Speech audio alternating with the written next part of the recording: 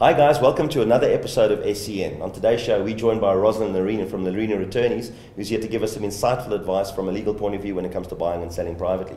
And to end off with, as always, we've got a couple of funny videos showing you a million reasons why you need an attorney on your side. Ros, thanks very much for joining us this morning. Thanks for having me. It's always nice to get an expert into the studio. Ros, let me ask you something. What are the most common legal issues you see as an attorney when representing complaints in the motor industry?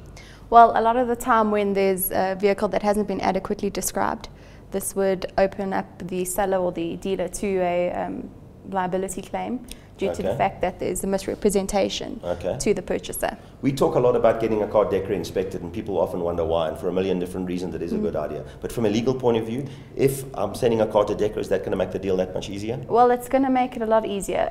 The fact that latent defects will be disclosed is really a good idea. A latent defect is a hidden flaw or a defect in a vehicle. So an issue with an engine or a gearbox or something that is exposed by DECRA or not exposed by the seller.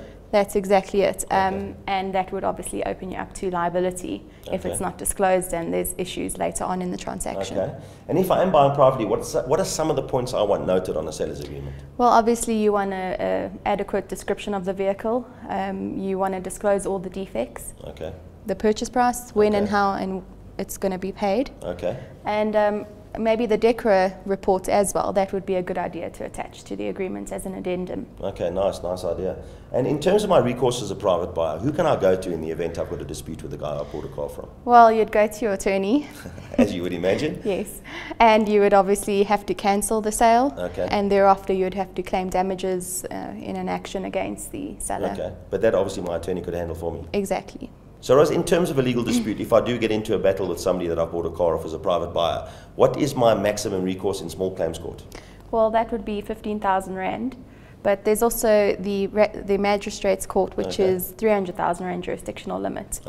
So that's going to be more the kind of ballpark if I'm buying a car privately. If I'm paying less than 15,000 Rand for a car, clearly I'm not buying much of a car. Exactly. So magistrate court's probably where the action is going to happen? Yes. Nice to know that. Let me ask you this. So the number one rule when it comes to buying a car privately, you would say is what?